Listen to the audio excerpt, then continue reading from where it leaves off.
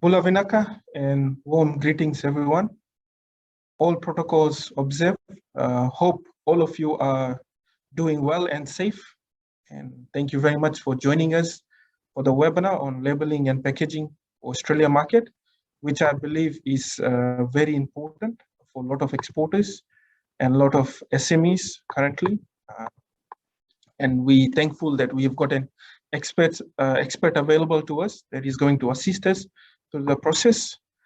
Australia is Fiji's second largest export market, for which export has increased in 2020 by about 8%, with total value of about 249 million worth of goods being exported. Currently, gold, ready-made garments, sweet biscuits, taro make up the export bundle. But obviously, with these webinars and seminars that we are running as part of our strategy, is to grow that bundle into new products or new products that can enter into the Australian market. So Investment Fiji is here to assist you if you need any information or inquiries onto Australian market or any other market. We are here to assist you find new markets and also at the same time assist you to understand the rules and regulation for those markets. So you can always get in touch. On the call, we also have Safida and Parikshat. Both of them are looking after the Australian market. So if you have any queries, any information you require on Australia market, you can always get in touch with us. We have launched a number of programs that you can take advantage of. One of them is we've got an online exporter guide. You can always get in touch with us and we'll be happy to guide you through that. So this exporter guide basically assists you through if you are a new exporter and don't know what to do in terms of exporting, the rules and regulations. So this is one of the programs we've launched and it's going to guide you through that process. We're also running virtual expos per market, per countries. We are coming up with one for US market. We did for Australia and New Zealand already. So if you want to be part of these expos or promoting Fijian products overseas, you can always get in touch with us. We run a number of trade development programs, specifically on packaging, biosecurity rules and regulations, or any other relevant to exports. You continue to follow our Facebook page, and if you want any information around some of those regulations and rules, I would be happy to assist you. So you can always get in touch with us. We also have market managers for different markets. As I mentioned, we have it for Australia market.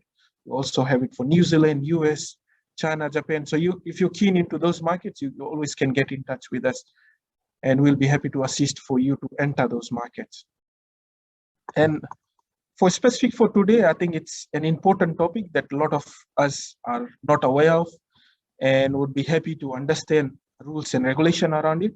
And so it's indeed our pleasure to have an expert in this area, Miss Robyn Banks, who is joining us all the way from Darwin. Thank you very much, Robyn, for joining us. She's an expert into food labeling. She's got 20 years of experience in food labeling and regulatory management. This experience extends to working with premium international brands, and I believe she's already worked in Fiji for a bit too, with some of the brands. Robyn has also worked for National Food Authority, which looks after the food standards in Australia. And Robyn has also worked with small and medium businesses, so understands your difficulties. So today is basically, learning from her the expertise she's got into food labeling and what can we get out of it. And obviously, if you have any questions or queries, you can always email us and we'll be happy to connect. Some of the housekeeping rules during the event. If you have any specific questions, so after this, the program is quite simple. After this, we'll hand over to Robyn, who's going to take us through the presentation. But if you have any specific questions, you can always type it on the chat box, and we'll be happy to answer it at the end of this session. And we'll try to answer all your questions. And if you are not able to do so, we'll always come back to you. We've got all your email addresses, and we'll be happy to provide feedback after this session. But we'll be happy to answer once we end this session. So without further ado, maybe hand over to Robyn, who is the expert in this area and will take us through a presentation on this specific topic.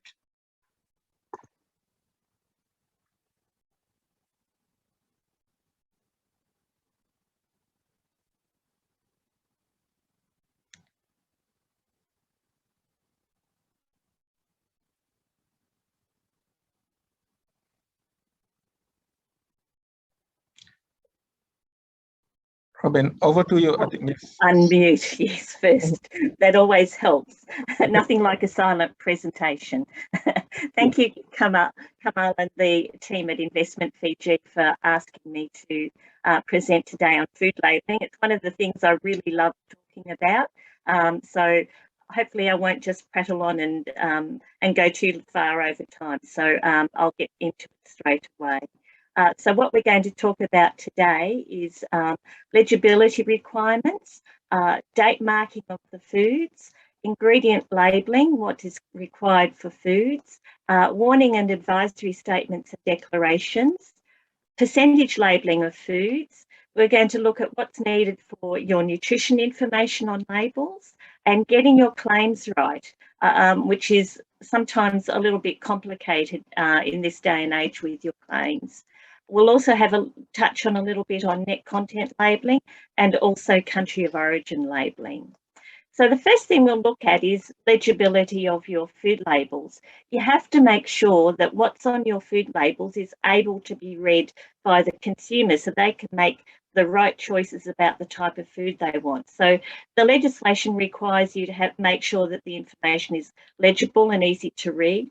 It's the information that's needed is prominent. It's got to be in English for Australian purposes. You can have multiple languages on the label if you like, but the information for Australian purposes must always be in English. And it's a good idea to have a background colour that allows the information to easily be seen so it stands out on the label. It doesn't get, and people don't have to peer at the label to see what the information is. So there's not much on legibility. You just have to be, consumers just have to be able to read it with what's on the label. Sorry, I'm just adjusting my screen so I can see it doesn't cover everything up. So for date marking, there are two main date marks that you can use. Use by is legislated as the date after which the food can't be consumed. So food with a use by date, if you've hit the use by date on your food product, the food product can't be sold past that date. So it's based on a health and safety issue for your food product, whether you put a use by date on it or not. The majority of foods that you will probably be providing will require a best before date. And this is based on quality. So food can be sold past the best before date in the marketplace. And it's based on the quality of the food when the food's fully marketable. So there are ways to make sure that you've got the correct date on your food product. As you probably know, there are people that will test and do accelerated shelf life testing of your product and that. So it can give you an idea of what your date mark is going to be. There are other, for baked products, bread especially, there's baked on and baked for dates, but they're only very short time frames. So I believe use by or best before are the ones that will suit the export market best. Food with a shelf life of 2 years or more doesn't need to have a date mark on it. You can put a date mark on it, and if you do, it's got to be in the format that is provided for in the Food Standards Code. So if you're putting it on, and sometimes the date mark forms part of the lot identification of the food, you must comply with the requirements of the food standards for how it's labelled. And how we do that, or to start with, there's two things. A date mark where there's not more than 3 months on the product. You don't need to include the year, so you only have them the day and the month. And it must be written so it's not confusing to the consumers what is the day and what is the month in this case as well. So quite often people will still put the year on. You can do that as well, but there's examples of the types of date marks you can have there. But the key thing is make sure it's not confusing to the consumers and that it's easy for them to understand what the date is. A date mark of more than 3 months doesn't need to include the day. So you can just have the month and the year in that order. And it can be using the alphanumeric format, so the letters for the month or the numbers for the month. And you can leave off the last two, you can just use the last 2 digits of the year if you want, but make sure that it's not confusing to the consumers again. So quite often the best way to do it is to have the day, month and year, and the year in the full 4 digits of the year. So just have a look, make sure that your date marking is not confusing. Sometimes you're going to need storage instructions on your products to make sure that the product lasts for the whole time that you say the shelf life is of the product. And if there is any health and safety reason for storage instructions to be there, you must include those as well. So for example, if you've got a frozen product, you want to make sure it's completely kept frozen all the way through the logistical process of getting your product into the marketplace and into the home. So you need to put those storage instructions on that. Likewise with maybe a yogurt or something like that, it's going to have to be stored at refrigeration temperature. So you need to put those details on there too, so that the food stays safe up until the time of the expiring of the date mark or the best before date. So we then move on to looking at ingredients and ingredient labelling. So there are occasions when you don't need to include an ingredient list on your food product. And this is one particular case is if you've got the name of the food is actually the ingredient of the food. So you don't necessarily need to have an ingredient list on, for example, a container of a package of eggs. So things like that, or maybe milk, don't need to have an ingredient list where there's only a single ingredient in the package. There are some other issues where you don't need to label for ingredients. One especially is where the ingredient is a flavouring substance. You don't need to list all of the ingredients that are in the flavouring in your ingredient list. Added water is another exception for labelling. Especially added water at less than 5%, you don't need to declare that in your ingredient list. So if you're adding in water and sometimes it evaporates during the process, if it's less than 5%, then the declaration is not necessary for water in that occasion.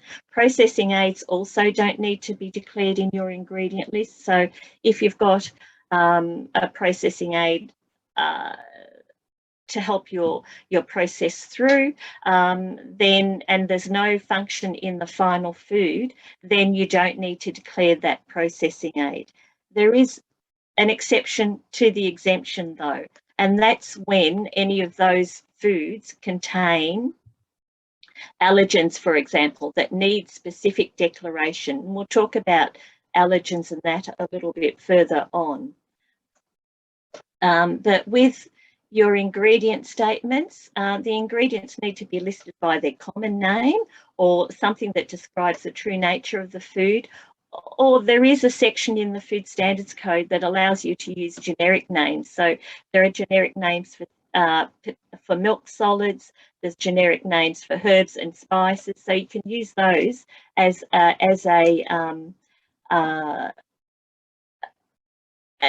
words to sometimes condense your ingredient list, and it makes sense sometimes to do that.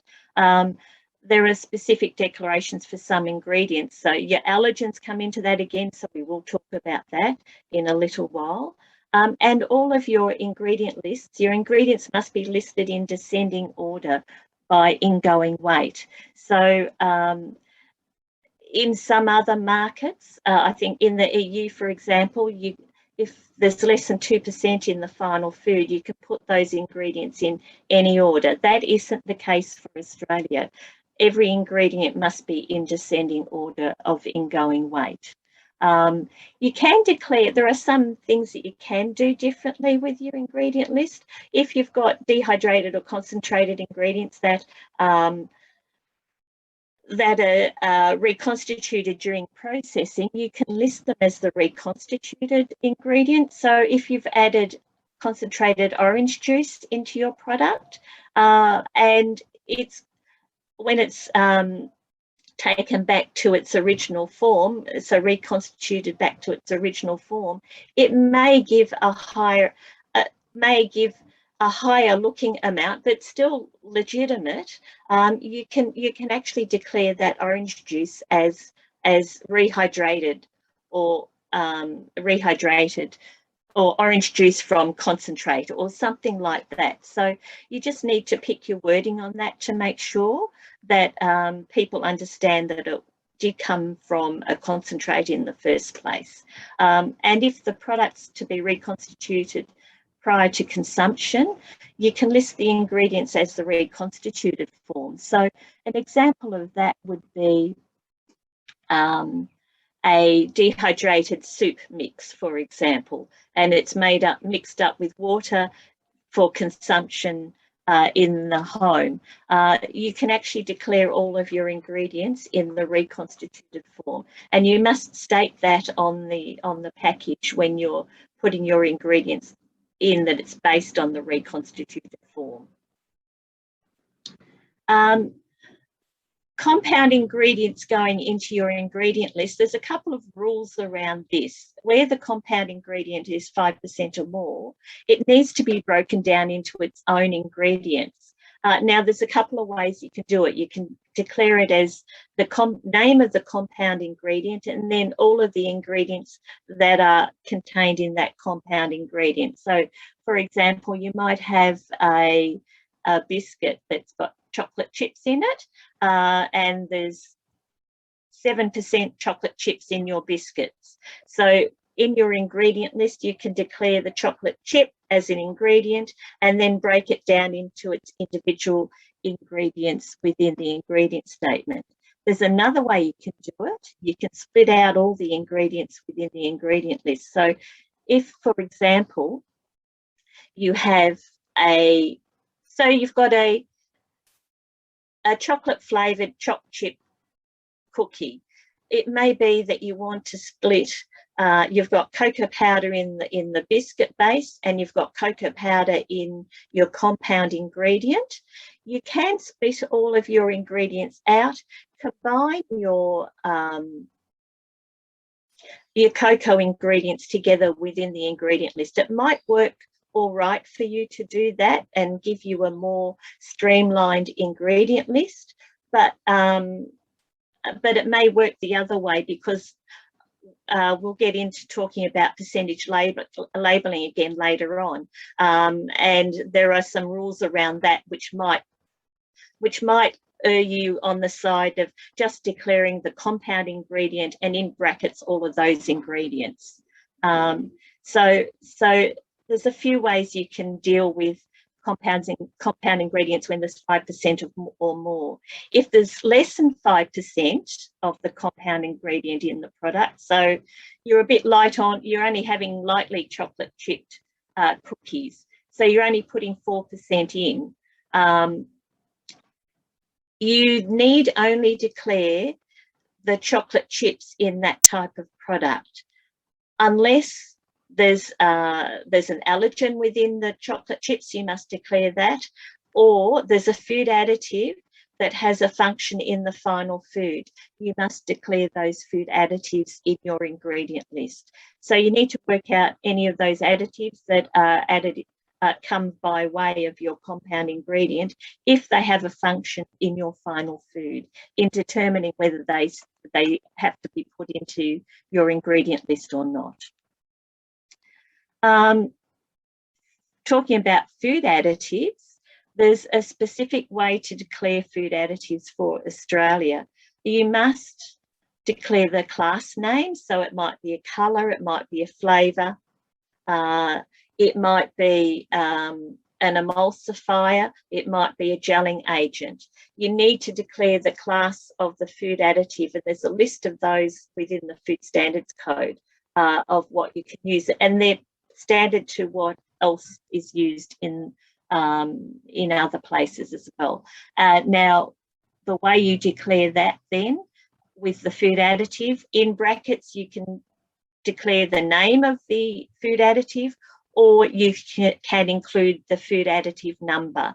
So the numbers are pretty standard. There's a couple of minor differences where, for example, I think it's the carbonates, sodium carbonates.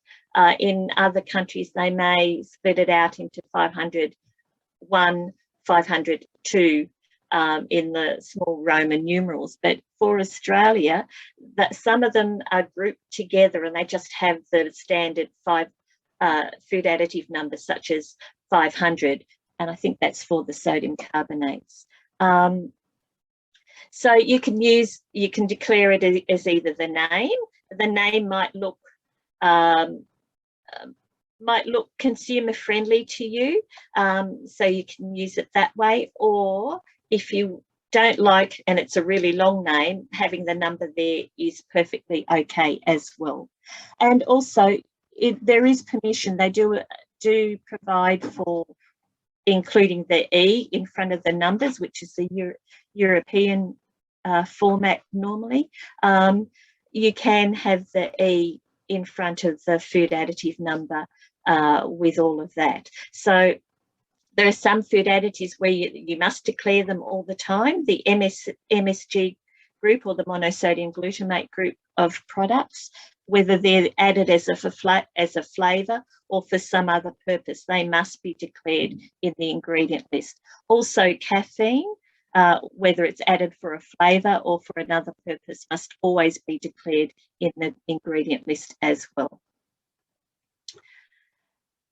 And then we start to move on to warning statements. So we're looking at, there's a different group. They split them up in the Food Standards Code. The warning statements are the ones that require your statements to be at a certain text height or size of type. So for normal size products, or products that have a surface area of more than 100 square centimetres, then the size of type for the warning statements must be at least 3 millimetres. For small packages where the surface area is not more than 100 square centimetres, the size of type is 1.5 millimetres. Now, there isn't all that many warning statements within the Food Standards Code. The main ones that people think about are the allergens, but they are actually advisory declarations. So they don't fall into this category of requiring 3 millimetres or 1.5 millimetres minimum size of type.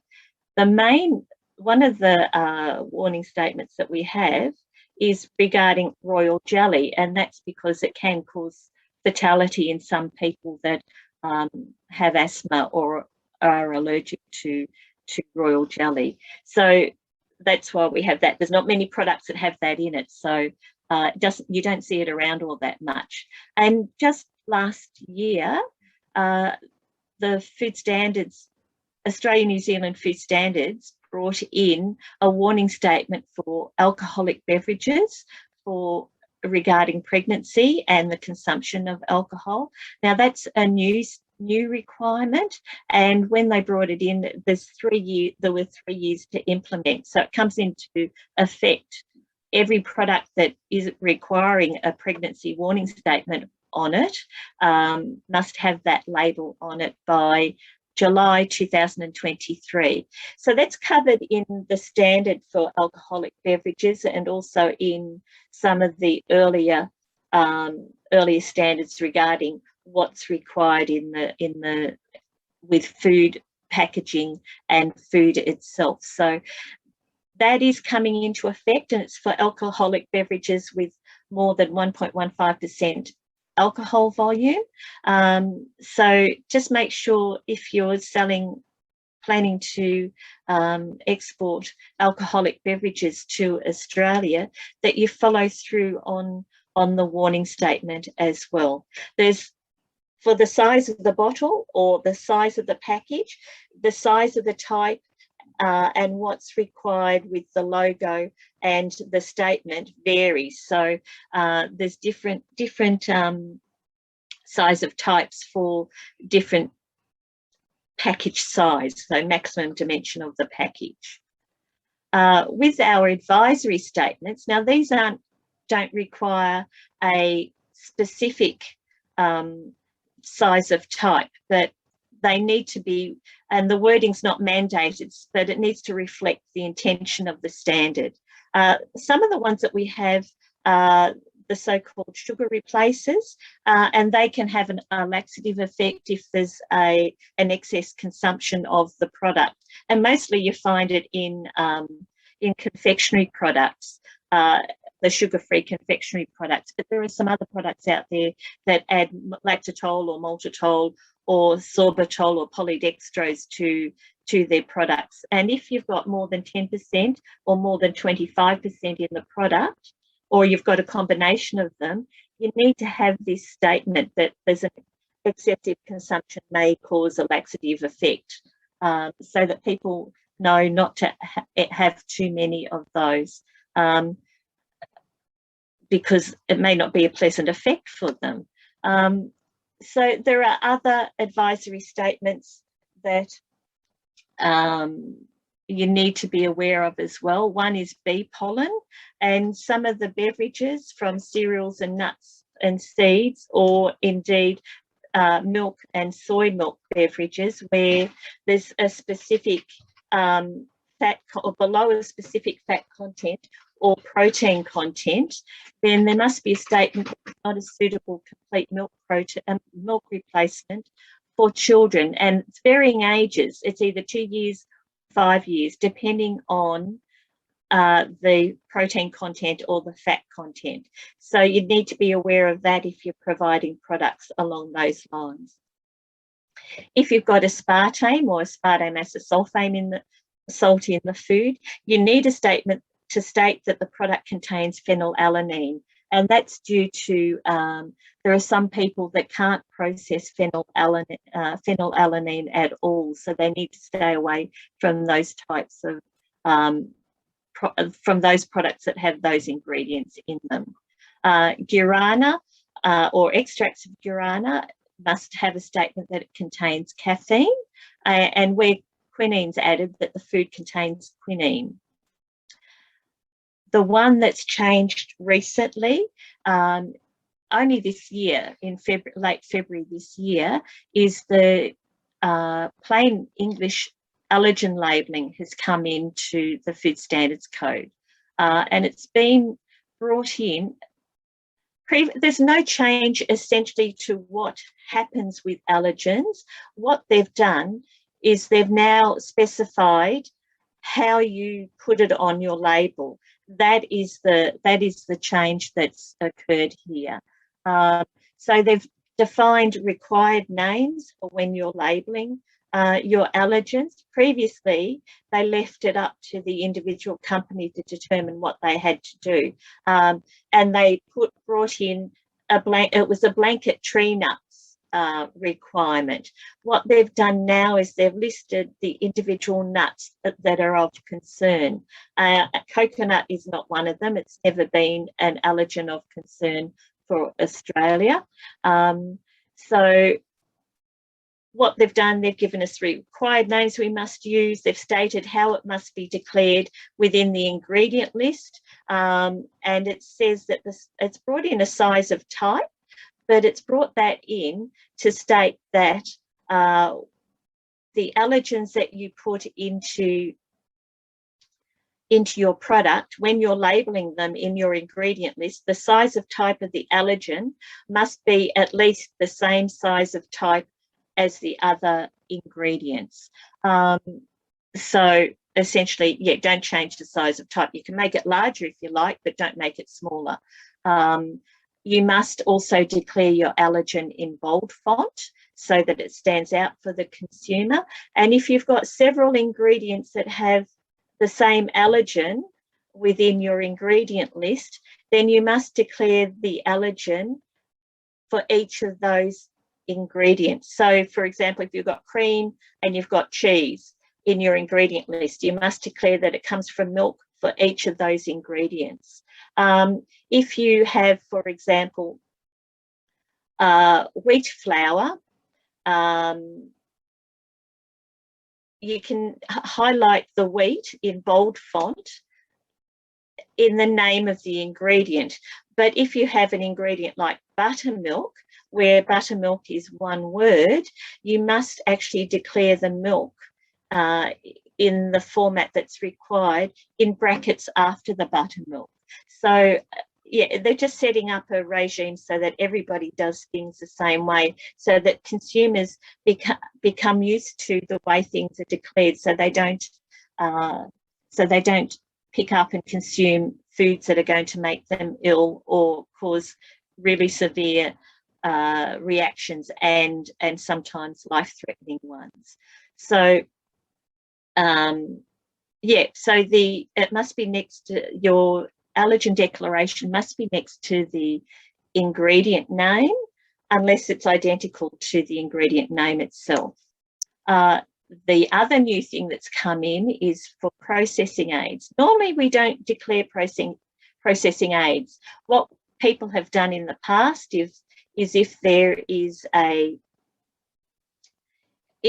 processing aid, say for example, a flavouring is on a wheat-based maltodextrin, they may have declared contains wheat underneath the ingredient list to cover off what's in the processing aid, in the flavouring itself.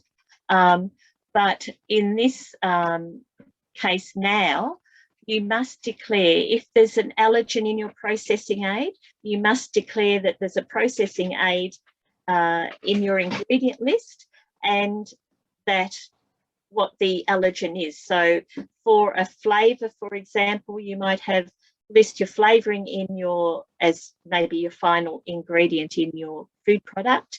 You would then state processing aid afterwards and in brackets wheat. Or you can say processing aid containing wheat, and it must be in your ingredient list from now on, once you start using this format of allergen labelling. There is also a requirement to have a summary statement in close proximity to the ingredient list, read in the same direction and in the same size of type as the ingredients in your ingredient list.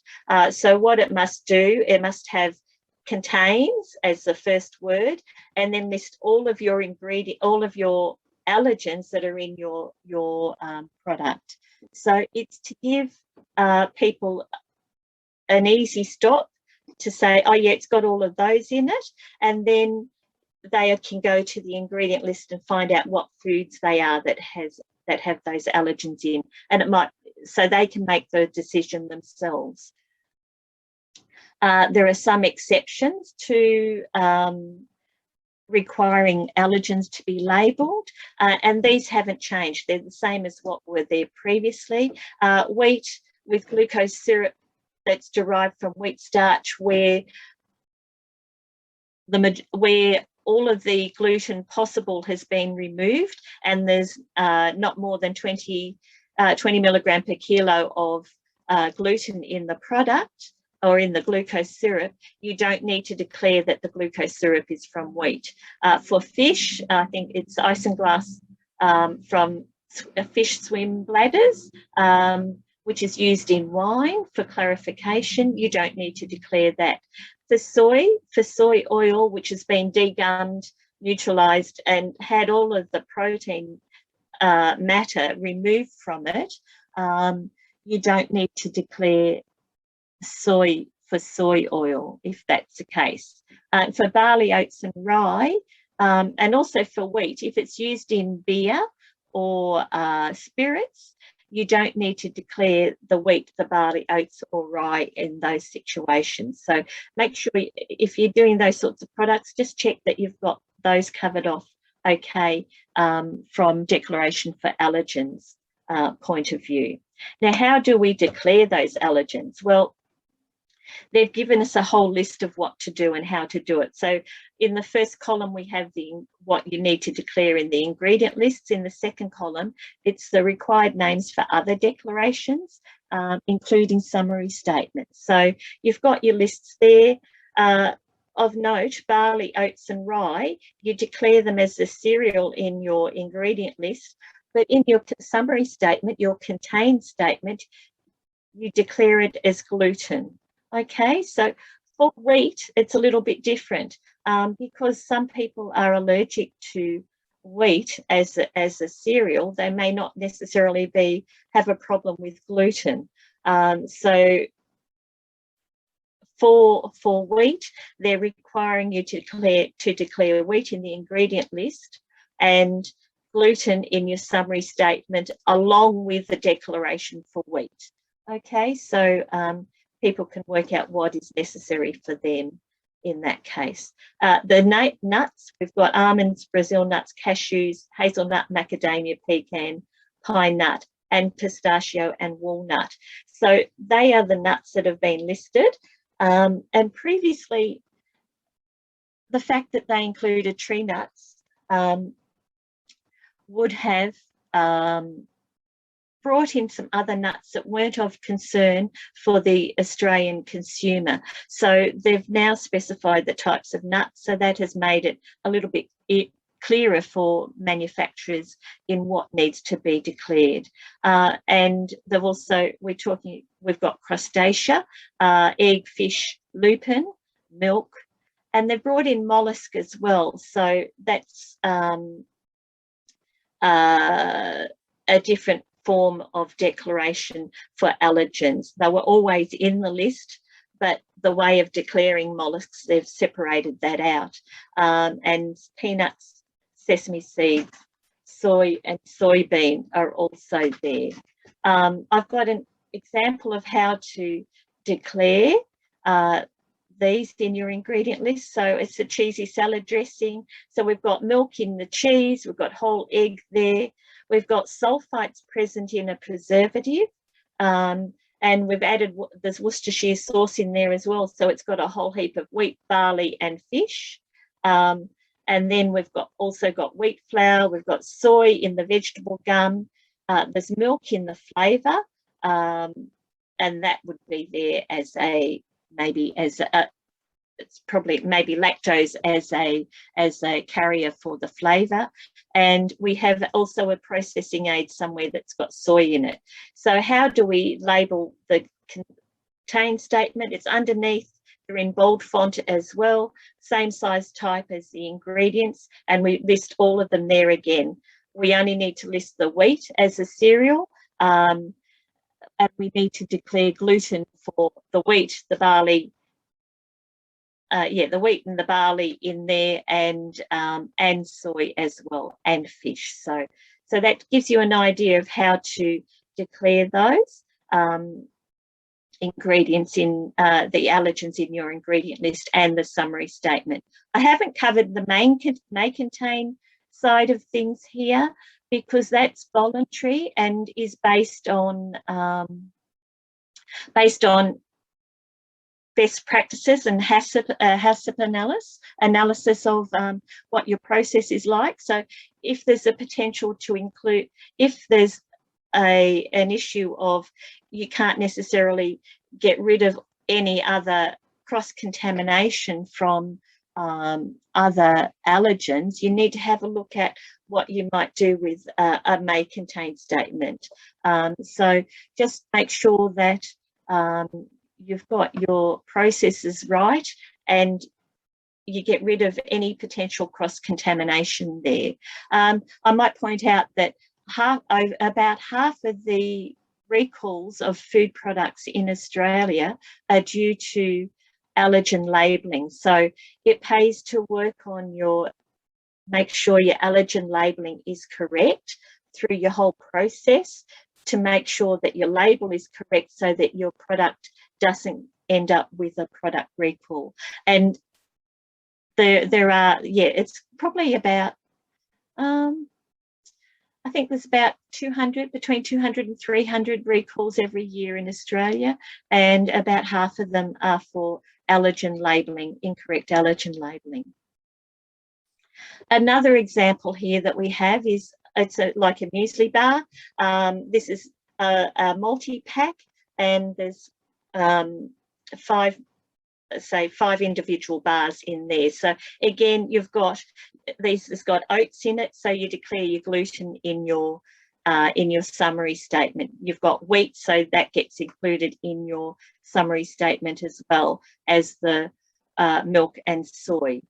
Now, what does change here, because it's an individual bar wrapped bar inside another box, on those individual bar labels, you must actually put the summary statement on your product. So if you've got a package that's individually wrapped inside a multi-pack, allergen labelling goes on the inner pack as well, unless the surface area or total surface area of the label or the product is less than 30 square centimetres.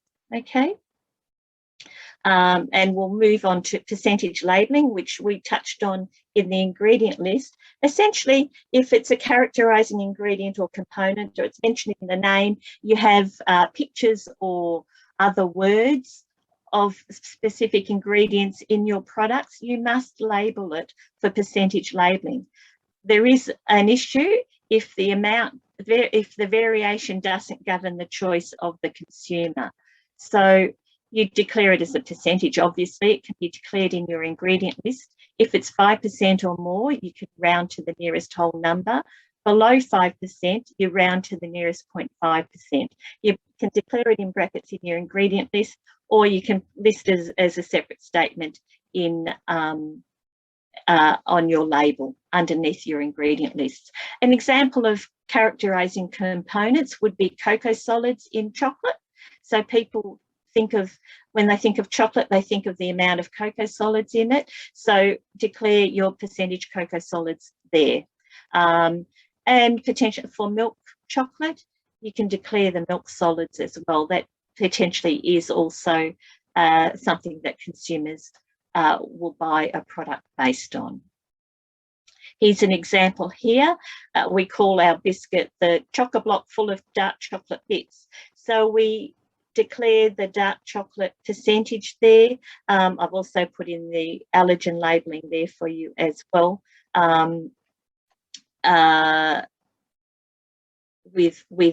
with that to give you an idea. So it's based on if there's any moisture removed from the product during processing, the final amount would be based on that moisture removal as well. So you can work that out that way. So we then move on to nutrition information panels.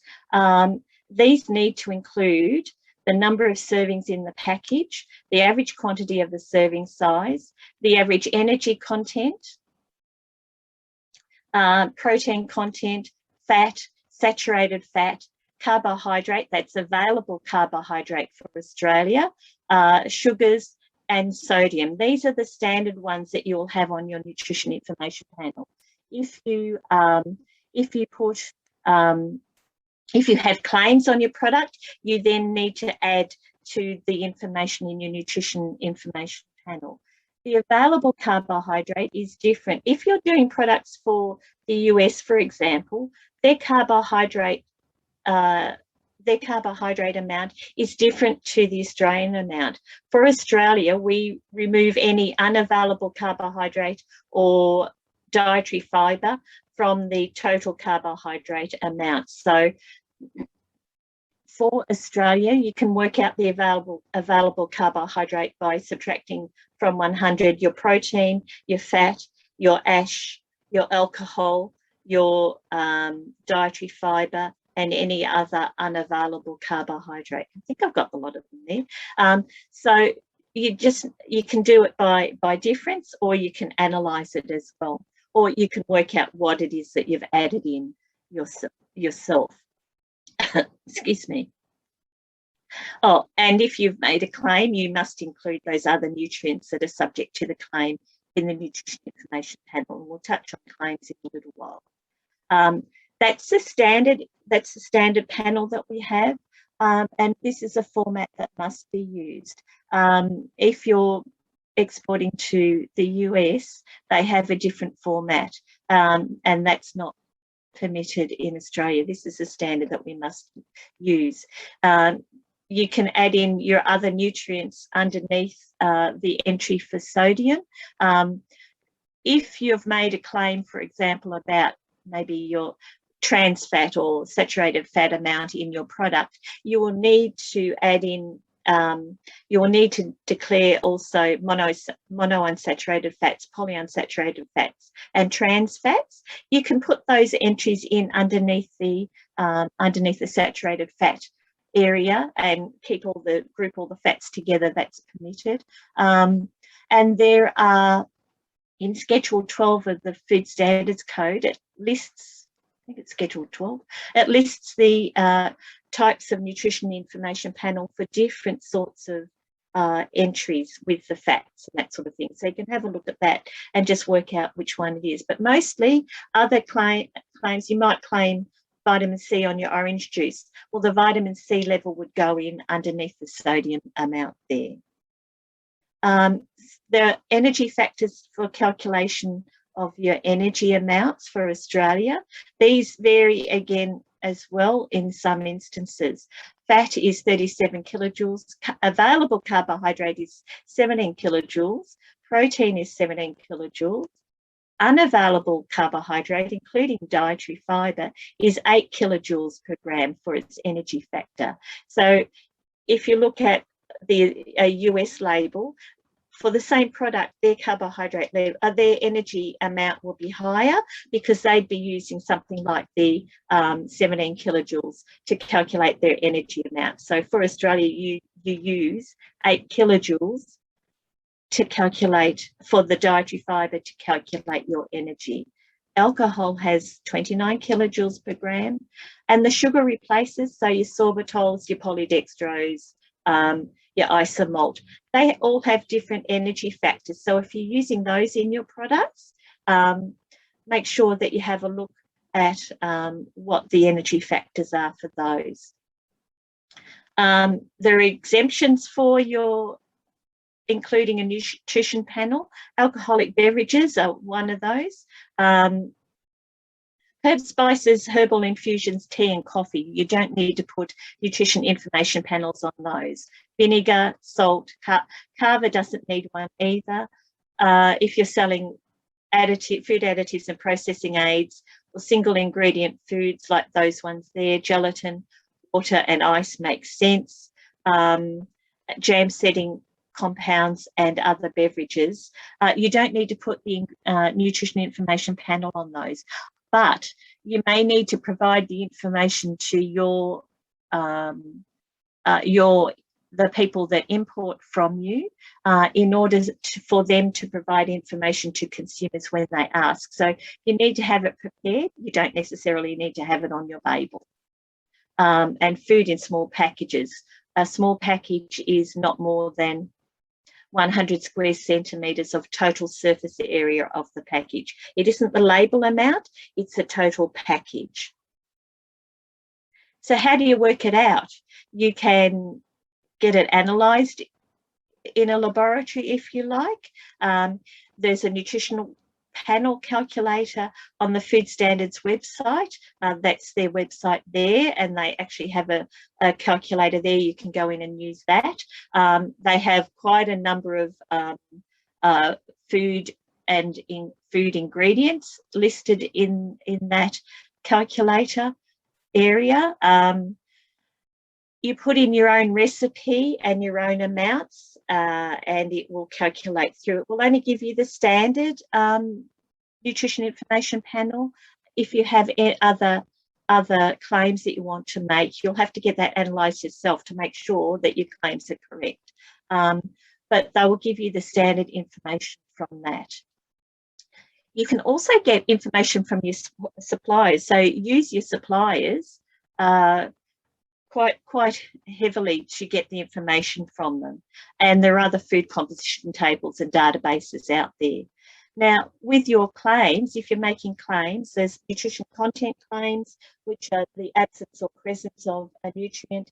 Health claims, they talk about having a health effect, a food property or a food having a health effect. It also, in some instances, you might need to do a nutrient profiling scoring criterion and assess whether your food fits into that particular requirement to make the claim. That's particularly so for health claims, and that relates to the nutrient profiling score, which is gives you baseline points, fruit and vegetable points, and protein points and fibre points. So the baseline points are dependent on the sort of the bad nutrients, your saturated fat. It talks about protein. It bumps up the score for high sodium, high saturated fat, and high energy content. You can take in your protein amounts and your fruit and vegetable amounts there as well, and your dietary fibre points to minimise the effect of those negative sort of nutrients. Claims are not permitted for kava, infant formula, or foods that have more than 1.15% of alcohol in them. These are just some of the claims that are permitted. They're listed specifically in Schedule 4 of the Food Standards Code, and they give you the limits that you can have or what's required, the conditions required in order to make claims. So there's quite a few there, and it relates a lot to your main nutrients, fat, saturated fat, sugars, etc. Gluten is also there. You can talk about increased amounts. With your dietary fibre, you can have, they have good source and excellent source there, and you need to have reference foods for some of these. A reference food is something that can replace, your food can replace the reference food, so it's similar to, or it might be something that you make yourself. You might have a chip product, for example, and then you make a reduced sodium chip to make it better, where you can compare it to your original product that way. So you need to work out, if you're making comparative claims, what your reference food is. Stay away from anything therapeutic. The TGA, or Therapeutic Goods Administration here in Australia, rules over anything therapeutic. So therapeutic claims are not permitted. You can't compare vitamin or mineral claims at all. And if you're using the term diet, there is a specific conditions for claiming diet foods. You can't claim that there's a slimming effect.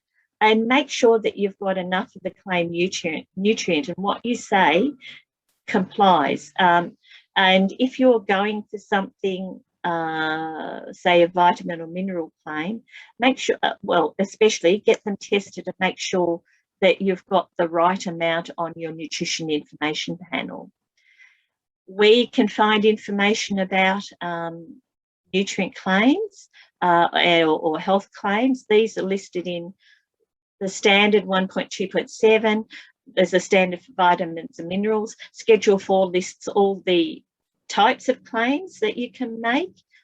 Schedule 1 lists the recommended dietary intakes and estimated safe and adequate daily dietary intakes for your vitamins and minerals. There's, in the mandatory advisory statement, Schedule 9, there's phytosterols is listed in there, and there's specific requirements around the addition of phytosterols, and there's usually claims about those. So there's specific advisory statements for them. And Schedule 5 talks about the nutrient profiling method. Schedule 6, if you've got a claim, a health claim that you think it's not listed, but you've got all the evidence that says it's that it fits and you can make this sort of claim, you have the scientific evidence, you've got papers to back it up. There's a systematic review you can go through to put it into FSANZ, to have it assessed, to make get your claim into the as an approved one. So that covers off claims. So there's a lot of information out there, and there's a lot of information on the Food Standards website as well around how to deal with claims. So if you're thinking about that, have a look there. Net content is something that's a little bit different for Australia as well. It must include the name and address in Australia, so your importer particularly maybe is who you might use for that. This is also a requirement of the food standards for labelling. It must be clear and conspicuous, and it must be on the main display panel. And if you've got more than one main display panel, it must be at least on one other main display panel. There's limitations of where you can put the net content statement. It must be 2 millimetres, at least 2 millimetres from the edge of the package, and there must be a 2 millimetre clear space around the net weight statement. So there mustn't be any other words or graphic matter or pictures surrounding within 2 millimetres of the net weight statement. For a cylindrical product, so for a can or a jar, there's a 120-degree arc that you must place your net content statement on. So that's there to give you an idea of where that's required. And there's also size of type, but it's dependent on the maximum dimension of your package. So they're there, if your package dimension is within those, the minimum character size is on the right. It can, of course, be larger, but it mustn't be smaller than those maximum dimensions. So that's the, say, for example, the size of the bottle, not the size of the label you need to look at for that. The other thing that's a little bit different for Australia is the country of origin. So they've just recently, about 3 years ago, brought in different country of origin statements where consumers were particularly interested in how much Australian content was in the product. So they've defined grown or produced, and for foods where all significant ingredients are grown or produced in a particular country, and nearly all of the processing occurs there, you can claim grown or produced in a particular country. In the main part of it, made in will be the declaration of choice for food products, and this is defined as where the food undergoes its last substantial transformation. So, yeah, if you're producing food in Fiji, or if you're processing food in Fiji into a final product, made in Fiji will be the required statement. But if you have Australian content, you can actually put that on your label in the required format. If you're just putting the made in Fiji statement, there must be a clearly defined box around it, around the statement, and there should be at least a 3 millimetre clear space around it as well. And they recommend don't put it on the base of the package, but have it out in the main part of your labelling, package labelling. If you want to put the Australian format for Australian content, you can do that, and you can say that, for example, it's like this form of made in Fiji from at least 70% Australian ingredients, and you can get that. You can get those. You can there's a tool on the it's through the ACCC website, and you can actually download your country of origin statements like that there. Yeah, and there are priority foods. There are actually non-priority foods. So the ones that don't need, you can just have a statement made in Fiji without the clearly defined box for herbs and for seasonings, for biscuits and snack foods, but that doesn't include cakes, for soft drinks and sports drinks, for confectionery, for water, for tea and coffee, and alcoholic beverages is the other one. So you can just have made in Fiji, but there's nothing to stop you using the other format as well. Yeah, so if you've got any of those products, just be wary of the biscuits and snack food ones, because cakes are not part of that. With the confectionery product, jams are not part of that at all. They require the clearly defined box around the origin statement. And that's a quick visit through Australian food labelling. But if you want to learn more, you can go to my website and have a look there. My email address is there for you. And also in my website, I have online training courses and the Essentials Food Labelling course, which gives you the basic for your information. There's a code there to use to get $100 off the course for all the attendees here today. So thank you for listening, and thank you for letting me share about Australian food labelling. Thank you, Robyn, for the information, and I'm sure exporters attending have learned a lot. And for all of you, we'll be sharing the presentation. And if you have any questions, you can always come back to us, and we'll try to connect you to Robyn. And already she's provided you the email if you want to do it directly. But there are a few questions, Robyn. Maybe we could go through a few of them. I think Edward has been asking a few questions. So the first question he's got is just wanted to confirm that the nutrition information panel for the USA isn't allowed for Australian market. He just wanted to confirm that that's his first question. Yeah, that's exactly right. You need to have the Australian format. It actually has different things on the US product, US table anyway.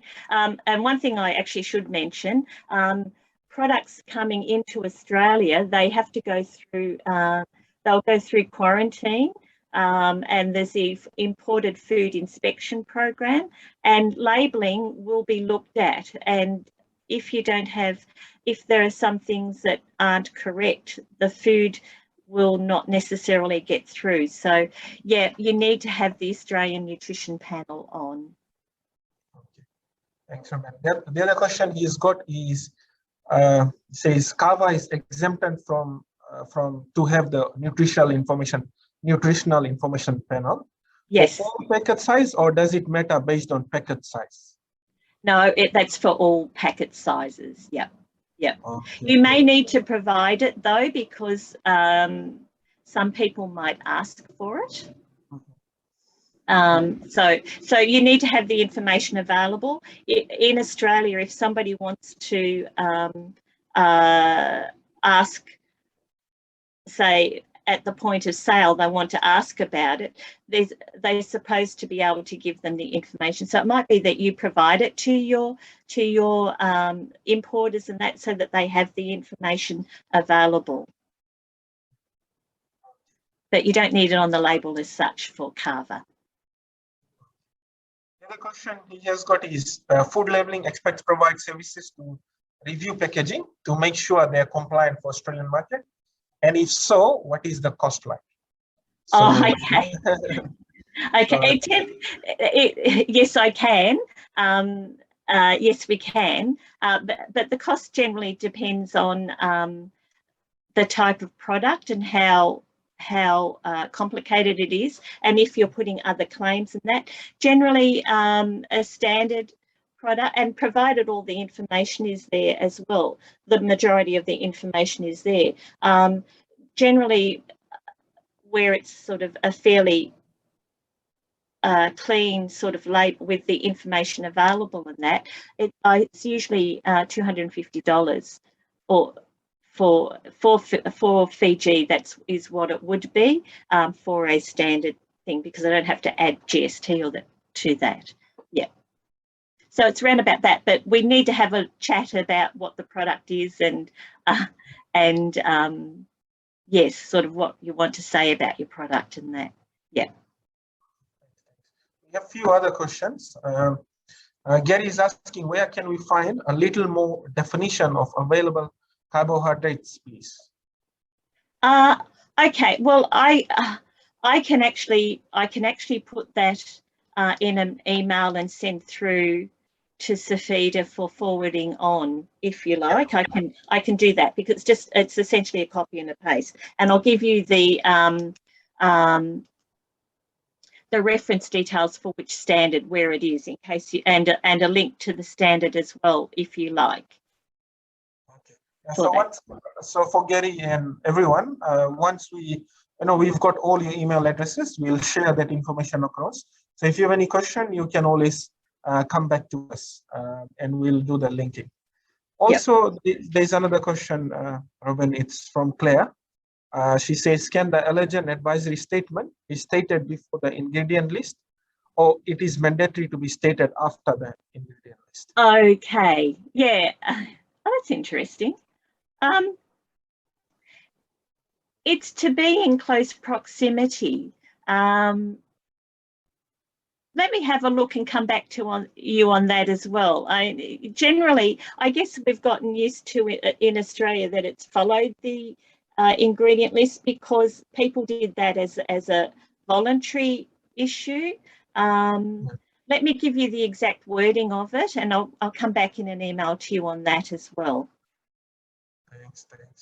So I think yeah, that's kind of the last question. So to everyone, thank you very much for joining us, and I'm sure a lot of people are happy that Fiji just won. So very good. Congratulations, everyone. And thank you, Robyn, for joining us. Thank you for your time. Obviously, we'll be in touch, and we can always discuss other topics that are relevant to our exporters. So thank you very much, everyone, for joining us. Please stay in touch, stay safe. And if you have any queries, you can always email us at info@investmentfiji.org.fj. Or when we email you back with the presentation, you can also email us back. So thank you very much. Have a lovely afternoon. Thank you, Robyn.